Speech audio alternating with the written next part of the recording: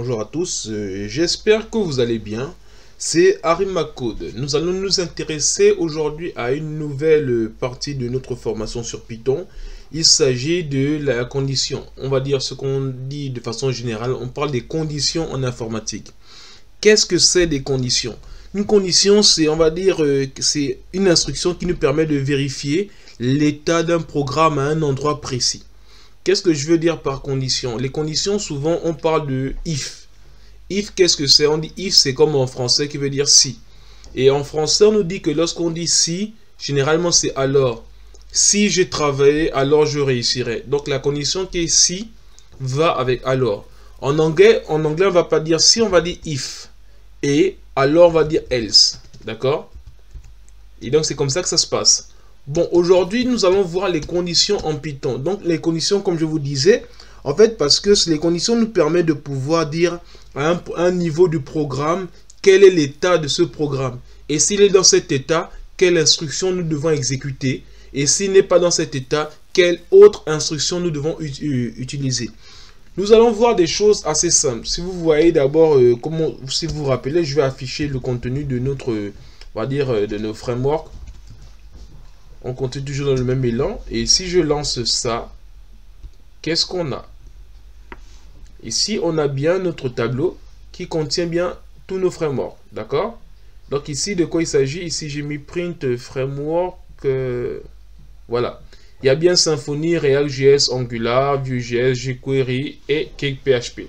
Donc nous sommes bien au niveau de nos frameworks. Maintenant, qu'est-ce qu'on a? C'est-à-dire que moi, par exemple, mon framework, je vais dire, bon, le framework que j'aime bien, c'est React.js. D'accord?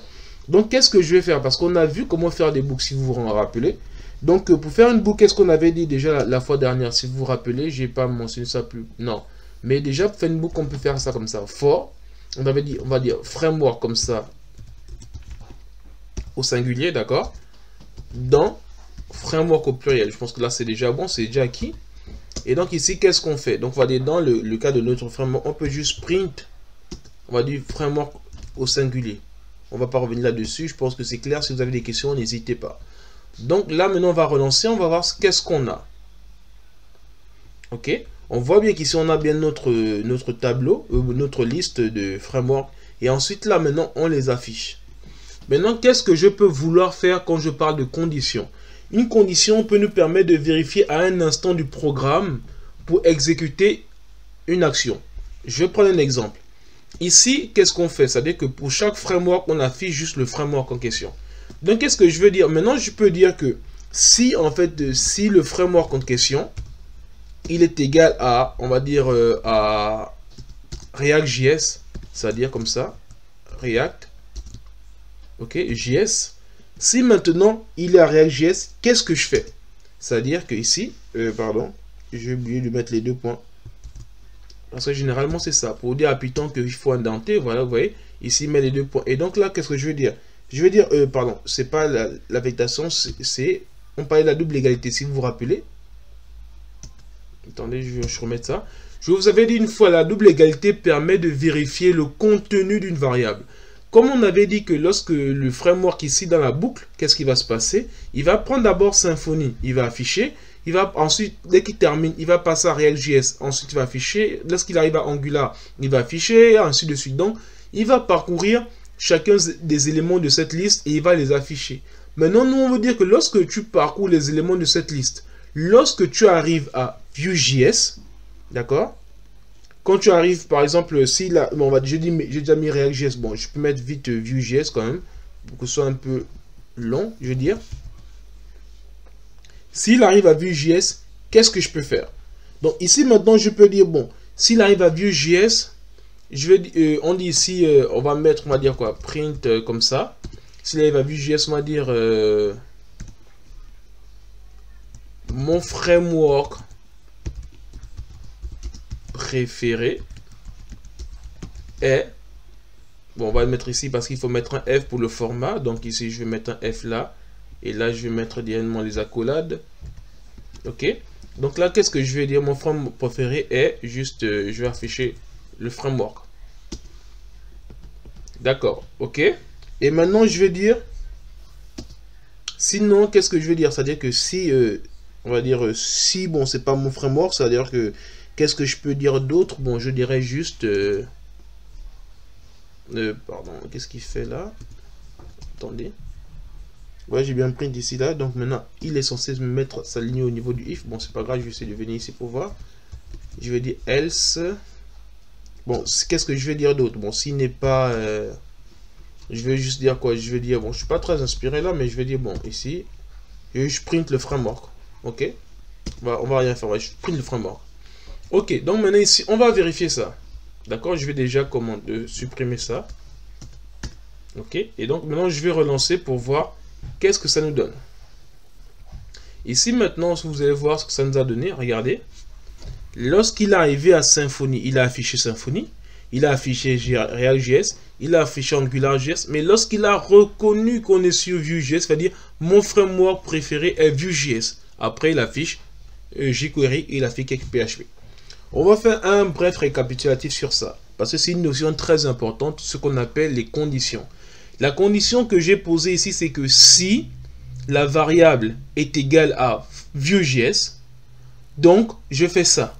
Mais si ce n'est pas égal à Vue.js, je l'affiche simplement. Vous voyez? Si je vais même essayer de vous aider là-dessus pour voir un peu vraiment, pour que ce soit clair pour tout le monde. Je vais dire ici, on va dire quoi? Je vais dire, on va dire framework, comme ça. 2 points, non 2 points, pardon, 2 points. Et là, maintenant, je vais mettre ici la accolade là et je vais mettre la accolade de l'autre côté. Ok, donc ici, qu'est-ce qui s'est passé? Ouais, il ne manque plus que je ferme le truc ici. Voilà. Donc, lorsque je relance ça, qu'est-ce qui se passe? Je vais essayer de rendre d'abord clair tout ça. Comme ça, vous pourriez bien voir. Donc, ici, dans notre cas, ici, je dis, quand ça... En fait, je dis pour chaque framework de la liste de tous les frameworks, qu'est-ce qu'il doit faire? Il doit dire que si le framework est égal à Vue.js, il affiche mon framework préféré est Vue.js. Sinon, il fait juste framework et il me donne le framework. Vous voyez, donc il commence quoi? Il commence par quoi? Il commence par Symfony. Il regarde, il parcourt, il voit, c'est Symfony. Qu'est-ce qu'il fait pour ça? Est-ce que Symfony c'est Vue.js? Non, ce n'est pas Vue.js. Donc, il passe. Il va venir ici à else. Donc, qu'est-ce qu'il fait? Il fait ça. Donc, framework, Symfony. Ensuite, le deuxième, c'est React.js. Est-ce que React.js est égal à Vue.js? Non, ce n'est pas vrai. Donc, il dit, donc ce n'est pas vrai, donc il ne fait pas ça. Il vient ici directement, il va faire framework React.js. Ensuite, le prochain, c'est Angular. Est-ce que Angular est égal à Vue.js? Non. Donc, ce n'est pas ce cas qui. Il saute ce cas, il va au suivant. Else, il va dire framework Angular. Ensuite, il vient Vue.js. Est-ce que Vue.js est égal à Vue.js? Oui, c'est égal à Vue.js. Donc, on est là. Mon framework préféré est Vue.js. Ensuite, le prochain, c'est quoi? jQuery. jQuery, est-ce que jQuery est égal à Vue.js? Non. Donc, on fait ça. Et vous voyez, ce que je vais vous montrer encore, c'est que regardez si je fais ça. Si je fais framework comme ça, avec S, et je mets encore append comme ça, et je remets en fait ici Vue.js, pour que vous puissiez bien voir. Vue.js, d'accord? Et là maintenant, si je relance, qu'est-ce qu'on aura? Vous verrez qu'on aura la même chose deux fois. Regardez ici, qu'est-ce qui s'est passé? Il y a eu d'abord Symfony, React.js, AngularJS, mon framework préféré Vue.js. Ensuite, il y a eu jQuery qui est là. Ensuite, il y a eu quelques PHP qui est là. Ensuite, mon framework préféré est Vue.js. Donc, à chaque fois qu'il trouve Vue.js, il dit mon framework préféré est Vue.js. Donc, ça, c'est quelque chose de très important qu'il faut savoir au niveau des conditions. Donc, les conditions, comme on disait, c'est en fait une instruction qui va dire à un instant du programme ce qu'il faudra faire. C'est-à-dire qu'à un moment du programme, on trouve qu'on a Vue.js. Donc, si on a Vue.js, voilà ce qu'il doit faire. Si on n'a pas Vue.js, voilà ce qu'il doit faire. C'est juste ce que ça veut dire. Ça veut dire que si le framework qui est contenu, c'est Vue.js, on fait ça. Si ce n'est pas Vue.js, on fait ça. Aussi simple que ça. Donc, là, déjà, c'est quelque chose qu'il faut que vous puissiez bien comprendre. Je vais faire un autre truc dans la console, par exemple. Regardez ici, je vais vers la console Python. Je vais créer une variable que je vais appeler framework. OK? Et framework, qu'est-ce que je vais affecter? Là, on parle bien d'affectation. Qu'est-ce que je vais mettre dans framework? Je vais mettre ici Angular. D'accord? Bon, je vais mettre Angular comme ça. Ok, on va voir. Angular. Ok. Ne vous en faites pas si j'ai mis la minuscule. Donc, si je mets framework ici, pardon, framework.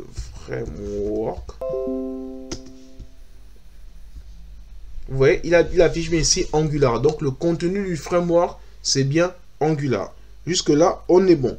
Maintenant, qu'est-ce que je vais faire? Je vais dire maintenant ici, si je vais tester une condition, que framework est bien égal à Angular. D'accord? Je ferme. Si je mets ça, qu'est-ce qui se passe? Regardez, il a mis true. Ça veut dire qu'il a reconnu que le contenu de cette variable-là, framework, est bien égal à ça. Supposons que je mette Angular, on va dire, bon, je vais dire, je vais tester sur framework. Framework est égal à on va dire, bon, je vais dire Symfony. Est-ce que framework égal à Symfony? Si je mets, regardez, pardon, ah ouais, mince, désolé, je vais d'abord remettre ce que j'avais avant. Je mets framework égal à Angular, ok. Maintenant, pour Symfony, ce que je voulais faire, c'était ça, plutôt. Je vais peut-être essayer. Là, au début, c'est l'affectation. Là, maintenant, ce que j'ai envie de faire, c'est dire... je vais vérifier. Là, ce qu'on a fait ici, c'est qu'on a mis framework, qu'on a affecté Angular. Donc, Angular est inséré dans le ticket ou bien dans la variable framework. Et là, maintenant, qu'est-ce qu'on fait? On a d'abord dit ici que, bon, Angular, c'est bien égal à framework. Pourquoi j'ai refait ça? C'est parce que quand j'ai mis un seul égal, j'ai dit en fait que Symfony va rentrer dans la variable framework. Donc, dans framework, il n'y avait plus Angular, mais il y avait Symfony. Et pour enlever Symfony, j'ai dû remettre Angular dans framework. Et là, maintenant, qu'est-ce que je fais? C'est que si je teste framework et Symfony, regardez, il va m'envoyer la false. Si je mets ici framework et Angular, il va me renvoyer true. Oh là là, désolé. Framework Angular. Ici, si je mets avec Symfony comme ça, Angular, regardez, il m'envoie true. Maintenant, si j'envoie comme ça avec... là, c'est avec Angular. Si je mets double égal comme ça, avec Symfony, il va m'envoyer false. Ok? Jusque là, on est bon. Autre chose, si je mettais par exemple framework, comme ça là, non, je fais sciemment, framework est égal à Symfony. D'accord? Donc, ce qui va se passer, c'est que dans le framework maintenant, on n'aura plus Angular comme on avait au départ. Parce qu'ici, vous avez vu, framework égale Angular, il a mis true. Ça veut dire que dans framework, il y avait Angular. Mais là, maintenant, dans framework, je mets Symfony. Ok? Donc là, maintenant, si je relance avec Angular, comme ça, il va me dire false. Parce qu'il n'y a plus Angular dedans. Il y a maintenant Symfony. Vous voyez, il a mis false. Et là, si je mets Symfony, maintenant, il va me mettre true. Ok? Vous avez vu, en fait, ça, c'est une manière de pouvoir tester aussi rapidement. Donc, si la condition est vraie, il affiche true. Si la condition est false, il affiche false. Si est fausse, il affiche false. Donc, ce qu'il faut retenir déjà de cette partie, c'est que quand on met la double égalité, c'est pour tester le contenu de la variable. Quand on met une seule égalité, c'est pour affecter la variable va être affectée par la valeur qui est donnée à droite. D'accord? Donc, jusque-là, on est bon. Et maintenant, autre chose qu'il faut aussi savoir. Supposons que j'ai mis, on va dire, regardez ce que j'ai mis dans Framework. Framework, qu'est-ce qu'il y a dedans? Il y a bien Symfony. D'accord? Bon, maintenant, si je décide, on va dire, d'appliquer, on va dire, regardez ce que je vais faire. Je vais tester ça. Je vais tester ici Framework. Framework tout court. Et je vais comparer avec Symfony avec une majuscule. Ici, comme ça. Symfony, comme ça. Avec une majuscule. Qu'est-ce qu'il nous retourne? False. Si je compare avec Symfony avec une minuscule, qu'est-ce qu'il fait? Il retourne true. Qu'est-ce que ça signifie? Et pourtant, le reste ici, c'est pareil. Mais parce que là, j'ai mis une majuscule X, c'est faux. Parce que j'ai mis une minuscule X, c'est vrai. Ce qu'il faut retenir, c'est que Python est un langage de programmation qui est sensible à la casse. Qu'est-ce que ça veut dire sensible à la casse? Ça veut dire qu'il est sensible aux différents caractères. Ça veut dire que s'il y a une majuscule et que l'autre n'y en a pas, il va savoir qu'il y a une différence. Il y a des fois où il y a des manières de pouvoir ignorer la casse. Mais quand on dit qu'un langage est sensible à la casse, c'est que s'il y a une majuscule, elle doit être mise là où elle doit être. Si on change, bah, ça ne marche plus. Je vais prendre un dernier exemple. Si je mets ici framework comme ça, j'efface un égal, donc je vais mettre une affectation. Je mets un grand F dans Symfony. Je mets un grand F comme ça. Ok. Maintenant, si je teste comme ça, framework avec Symfony comme ça, il va me dire c'est faux. Vous voyez? Si je teste même avec Symfony comme ça, je mets un S majuscule ici. Il va encore me dire que c'est faux. Ce que lui veut, il veut un Symfony qui a F majuscule ici au milieu et S minuscule. D'accord? Et là, il va me dire, c'est vrai. J'espère que tout cela est clair pour vous. Donc, c'est très important de le savoir. Donc, je vais déjà remettre framework, je vais affectation avec Symfony. Ouais, voilà, je vais faire ça déjà. Symfony, ok. Maintenant, ici, au niveau du framework, on a bien Symfony. Donc, si on fait ici framework comme ça, il faut bien le vérifier, c'est bien Symfony, ok. Bon, maintenant, ici, ce que j'ai envie de faire, c'est que j'ai envie de changer maintenant l'affectation de Symfony. Je vais mettre maintenant un S majuscule. D'accord? Et donc là, si je relance bien ici, vous voyez, on a bien Symfony avec S majuscule. Donc, vous pouvez vous donner un ordre d'idée. Si je mets ça avec Symfony minuscule comme ça, vous voyez, Symfony minuscule comme ça, qu'est-ce qui va se passer? Vous savez bien qu'il va dire false. Bon, mais on avait vu des fonctions qui étaient, on va dire, qui étaient natifs à Python. Par exemple, framework comme ça. En fait, framework, ce que je vais faire, c'est que je vais appliquer quelque chose. Je vais appliquer, on va dire, la fonction title. D'accord? Si j'applique la fonction title et je compare avec Symfony. C'est-à-dire Symfony qu'on avait là, avec... ou bien non, je vais mettre... Non, puisque Symfony est une minuscule, je vais mettre ici framework. En fait, qu'est-ce que je veux dire? Ici, on a testé que dans framework, il y a la variable Symfony avec un S majuscule. Donc, ce que je peux faire, c'est que je mets tout en minuscule. Comme ça. D'accord? Vous voyez, regardez, si je mets ça en minuscule, regardez qu'est-ce qu'on a. On a Symfony avec une minuscule. Si on met framework tout court comme ça, on a Symfony avec une majuscule. Maintenant, si je mets avec lower, on a Symfony avec une minuscule. Donc, si je compare framework comme ça, Symfony avec une minuscule, il va me dire false. Maintenant, si je compare framework comme ça, et je mets ici, comme ça, point lower, ok, il va m'envoyer quoi? True. Pourquoi? Parce qu'ici, j'ai transformé le S qui avait une majuscule. J'ai mis tout en minuscule. Et là, maintenant, il voit que c'est Symfony tout en minuscule. Et là, c'est Symfony tout en minuscule. Bah, il dit que c'est vrai. Donc, ce sont des choses qu'il faut à tout prix savoir. Parce qu'avec Symfony, on peut aussi... pas avec Symfony, en Python, on peut pouvoir comparer.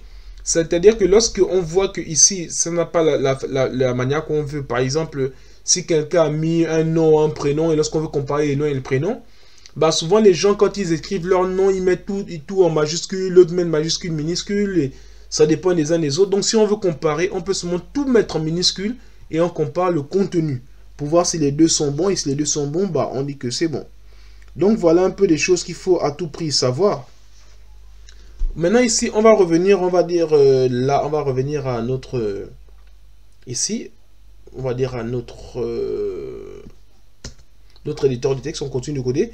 Donc ici, qu'est-ce que je peux faire? Je vais dire par exemple, je vais créer, on va dire langage comme ça. On avait dit, non, je vais dire pas langage.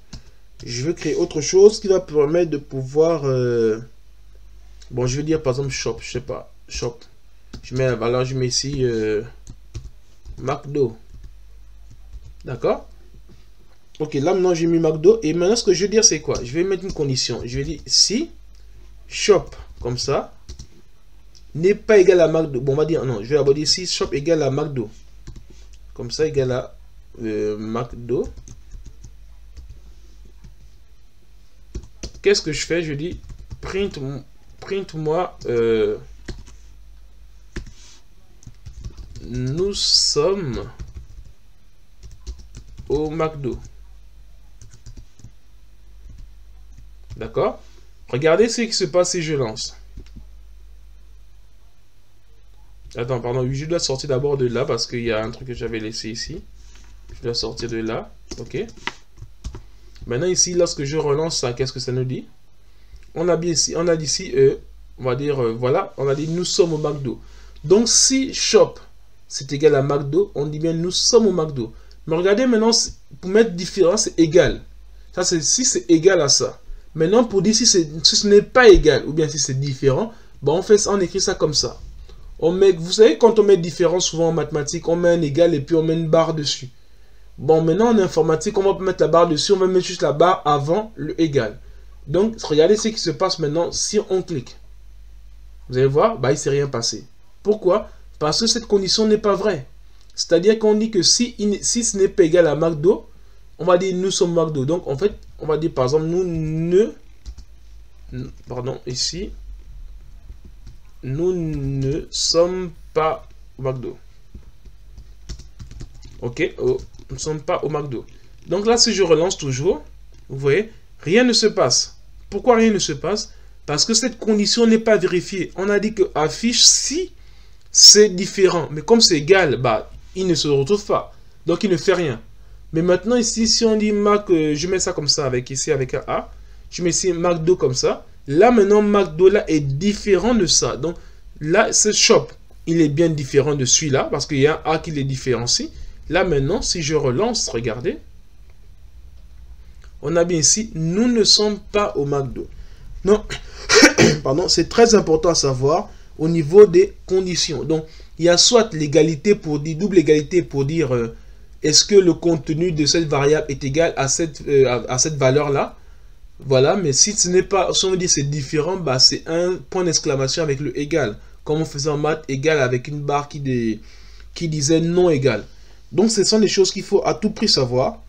Ça, c'est les comparaisons au niveau des chaînes de caractères. Vous êtes déjà bien habitué avec les chaînes de caractères. Maintenant, supposons que je vais créer une variable que je mets ici mon âge. D'accord? Je mets ici 34. Qu'est-ce qui se passe? Ah oui, pardon. Je dois mettre d'abord... désolé, c'est moi. Je dois mettre encore Python d'abord pour entrer dans la commande. Voilà, mais si je mets ici mon âge comme ça. Je mets ici 34. Ok. Maintenant ici, qu'est-ce qu'on peut dire? C'est que maintenant ici, ce que je peux faire maintenant, c'est que je vais comparer mon âge avec 33. D'accord? Qu'est-ce qu'il a dit? Il a dit false. Si je compare mon âge avec 34, bah, qu'est-ce qu'il dit? Il dit true. Donc ce que vous pouvez retenir, c'est que la condition ne se fait pas seulement au niveau des chaînes de caractères, mais ça se fait aussi au niveau des mathématiques. Et ça tombe bien maintenant, au niveau des mathématiques, on va faire des choses assez importantes. Maintenant ici, est-ce que je suis adulte? Est-ce que je suis mineur? Est-ce que... Ici, regardez si on fait ça. On va faire mon âge comme ça. Mon âge, je vais mettre ici ça. Là, on va dire, ce sont des symboles de comparaison au niveau des conditions. Conditions avec comparaison. Donc ici, si je fais mon âge comme ça, et que je mets espace, je mets, on va dire, 18, il me retourne quoi? False. Pourquoi false? Parce que mon âge est égal à 34. Et 34 n'est pas plus petit que 18, donc c'est faux. Si on mettait 34 comme ça, et on mettait ça comme ça plus grand que 18, on va dire true. Parce que la valeur qui est bien ici est bien plus grande que celle qui est là. Donc c'est un truc important à savoir. Maintenant, si je vais faire ça, il y a aussi un autre système de comparaison. Il y a comparaison avec égal.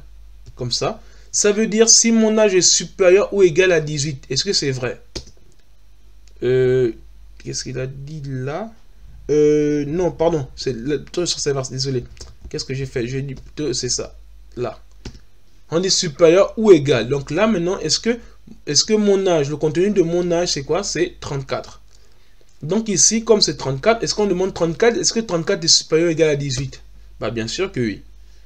Est-ce que 34 est, on va dire, ce que je veux dire, inférieur?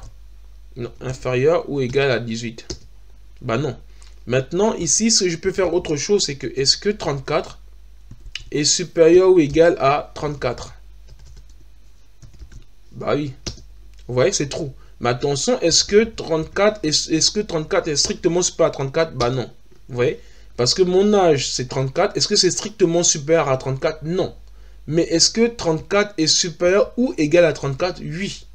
Donc ça, c'est une condition aussi qu'il faut bien savoir.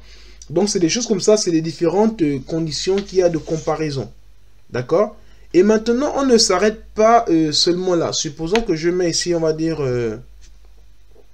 bon, qu'est-ce que je peux dire d'autre? Voilà, on peut aussi comparer d'une manière... on va dire, je vais comparer d'une autre manière. Bon, ce que je vais faire, c'est que je vais dire ici, si mon âge, comme ça, je vais être mon âge... on va dire plus grand que, on va dire plus grand que 18. D'accord? Je vais mettre ici plus grand que 18 et par exemple, je vais mettre ici et plus petit que, bon, je sais pas trop. Bon, plus petit que 54. Ok, je vais mettre ici et mon âge comme ça. Plus petit que 54. Non, plus petit que 54. Est-ce que c'est vrai? Est-ce que mon c'est 34? 34 est bien plus grand que 18. Ok. Est-ce que 34 est plus petit que 53? Bah oui. Parce qu'il est non seulement plus grand que 18 et plus petit que 53. Donc, qu'est-ce qu'on voit? Attendez. Pardon, j'ai fait la même erreur là. C'est d'abord l'égal, c'est après. Hein, c'est toujours d'abord le signe après le égal. Ok. Donc, là, l'âge est bien. Le 34 est bien plus grand que 18 et 34 est plus petit que 54. Donc, c'est vrai. Mais est-ce que je dis par exemple ça, et au lieu de mettre 54, je mets ici par exemple 32 par exemple. Est-ce que 34 est plus grand que 18? Oui. Et 34 plus petit que 32? Bah non. Qu'est-ce qu'on voit? Ils vont voir false. Pourquoi? Parce que quand on voit le AND, ça permet de pouvoir comparer les deux. C'est-à-dire, on ne va pas juste dire que l'un est plus grand et l'autre non. Il compare les deux conditions. Pour qu'il mette true, il faudrait que les deux conditions soient vraies. C'est comme ici, là, la première, on appelle ça l'étape de vérité. Ici, la première est vraie et la deuxième est vraie. Donc, l'ensemble est vrai. La première est vraie et la deuxième est fausse. Donc, l'ensemble est faux. Donc, c'est ce qu'il faut retenir. C'est des choses qu'on appelle dans l'algèbre de Boole aussi. C'est que quand on voit la première condition, si la première condition est vraie et que la deuxième est vraie, l'ensemble est vrai. Si la première est vraie et que la deuxième est fausse, bah, l'ensemble est faux. Ou bien, pour qu'un truc soit vrai, il faut que les deux conditions soient vraies quand c'est le AND. AND veut dire et. Il faudrait qu'il soit ça et ça. Ça veut dire si on cherche un développeur qui est front et back, on dit que c'est un développeur full stack. S'il est front pas back, il n'est pas full stack. S'il est back pas front, il n'est pas full stack. Mais par contre, s'il est back et front, là, il est full stack. Donc, supposons qu'on cherche un développeur, comme je vous ai pris l'exemple, je vais mettre ici la variable développeur, comme ça. Je vais mettre développeur ici, je vais mettre, on va dire, je vais mettre ici développeur, comme ça, front. D'accord? Donc là, maintenant, qu'est-ce que je fais ici? Si développeur, on va dire développeur, il est quoi? On va dire, je teste ici, développeur et front. Qu'est-ce qu'il renvoie? Il renvoie true.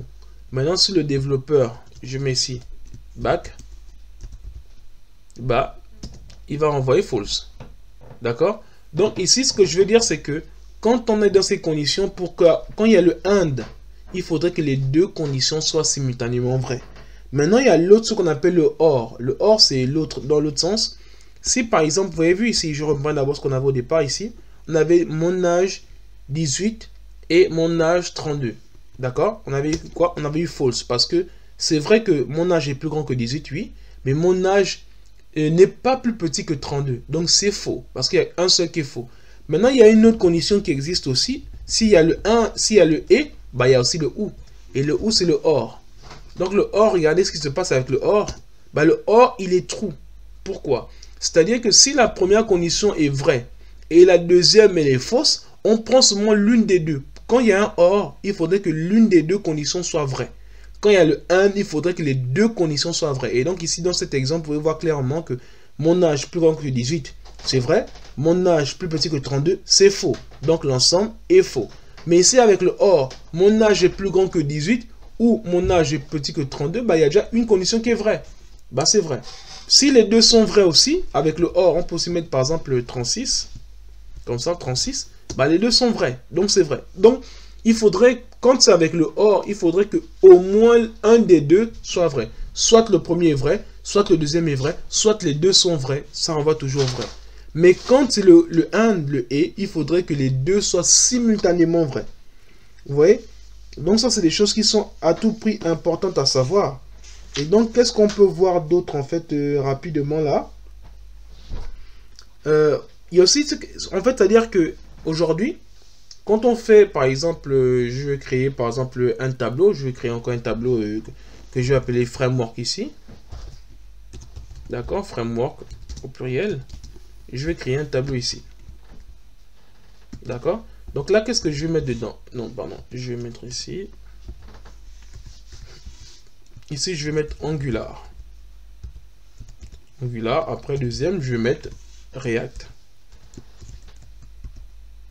React.js comme ça. Et en troisième, je vais mettre Vue.js. Ok? Donc framework, c'est bien ça. Donc si j'affiche framework comme ça, voilà, c'est bien ça. Attention à ne pas confondre avec framework que j'avais créé tout à l'heure comme ça. Ok, bon, il est vide, ok, donc c'est bon alors. Donc ici, quand on a framework avec S, on a bien notre liste de 3 frameworks. Maintenant, il y a un truc qui existe en Python, une fonction qui existe en Python parce que tout à l'heure, on avait fait ça. C'est-à-dire, comment dire ça? Je vais faire un truc simple ici. Je vais d'abord faire un truc simple ici. Après, je vais d'abord couper ça et je vais vous montrer de quoi il s'agit. Exit ici. Ok. Donc là, qu'est-ce que je vais faire ici? On avait dit tout à l'heure qu'il y avait... si je, bon, on va dire, je vais effacer tout ça. Je pense que c'est compris jusque-là. Ici, je vais faire juste, on va dire, print déjà de framework. D'accord? Si je lance ça, qu'est-ce qu'on obtient? On a bien notre liste là. D'accord? Bon, maintenant ici, ce qu'on va faire, c'est que il y a une manière qu'on avait dit qu'on pouvait parcourir chacun des éléments. On peut dire ici for framework in frameworks. D'accord? Deux points. Et là, maintenant, on pouvait dire que si framework est égal à, on va dire, si framework est égal à quoi? Ouais, on va dire quoi? Je vais mettre ici, bon, non, vraiment, je vais mettre ici Symfony. Non, je vais mettre ici Vue.js, comme était sur Vue.js. Ok. Si framework est à Vue.js, qu'est-ce qu'il doit faire? Il doit juste print pour dire, qu'est-ce que je vais dire juste? Bon, qu'est-ce que je peux réfléchir? Bon, mettre rapidement, on va dire, bon, mon framework préféré.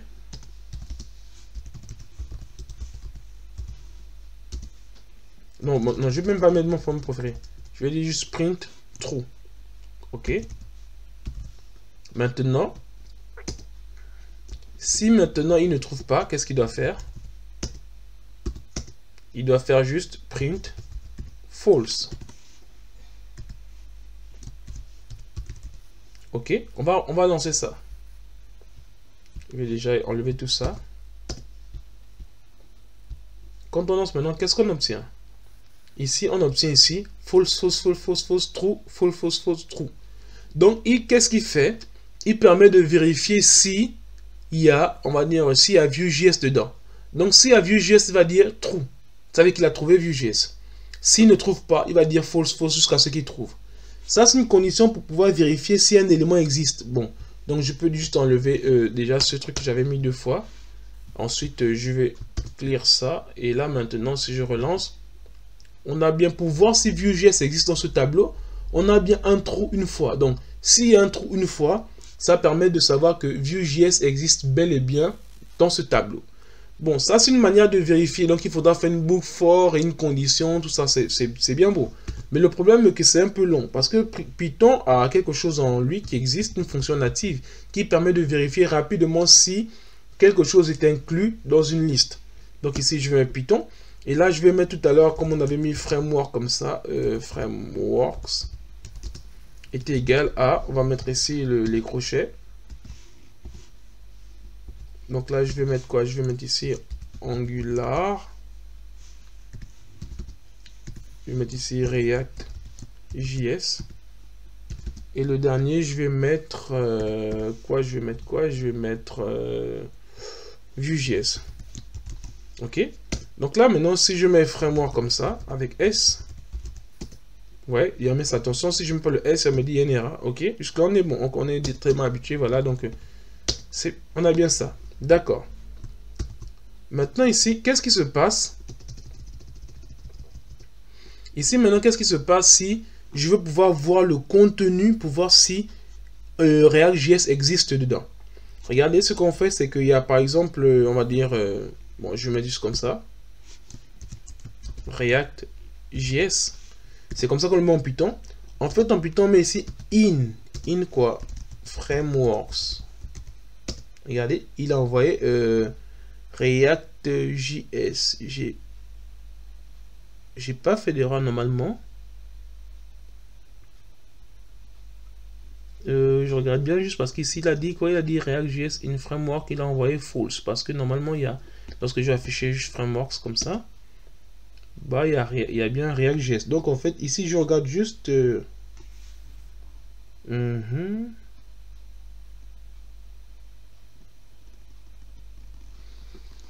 suis en train de faire un truc là. Elle est juste en train de bloquer sur un truc là, mais bon, je vais couper la partie de la vidéo là. Où je suis bloqué, je vais lancer un truc là. Attends, j'arrive pas à faire un truc là. Parce que j'improvise beaucoup, mais normalement il est... C'est ce que tu dis tous les jours. C'est ce que tu dis tous les jours. Quoi ça? Ouais, mais bon, moi j'aime pas trop. Souvent c'est long, tu vois, j'ai pas forcément le temps. Donc ici, là je vais devoir voir c'est à combien là. On est à 35 minutes, ok. Bon, ici, donc là ce que je vais faire, c'est qu'on a ici. Pour le temps que tu as là, je peux le mettre vache. Non, mais là, la vidéo continue, mais je vais couper. Pour, parce que tout ce qu'on a dit, là, les bêtises là. Je vais couper, je t'inquiète pas, je vais couper pour mettre tout ça là. Donc ça a 35 minutes, mais il faut que je coupe ça pour savoir que c'est vers la fin quoi. Pour que je n'ai pas trop à chercher où est-ce que je dois couper. Ici. Attends, on a bien mis ici. Champignons. On a bien ici champignons. Ouais,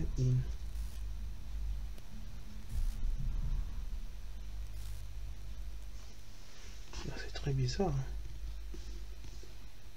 C'est très bizarre. Ah oui, non, pardon. Ouais, non, je vois l'erreur.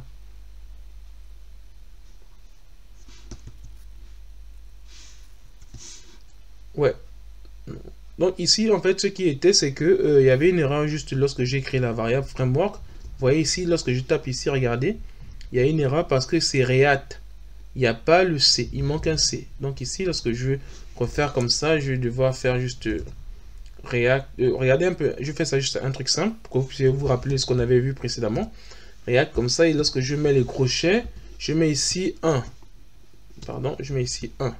D'accord? Qu'est-ce qu'il va? Il me retourne le truc en fait, parce que ici c'est 0, indice 0, là c'est indice 1 et indice 2. Donc je vais changer juste le contenu de ça. Donc je vais mettre ici comme ça. Et là je vais mettre là comme ça, je vais mettre ici React.js. Ok?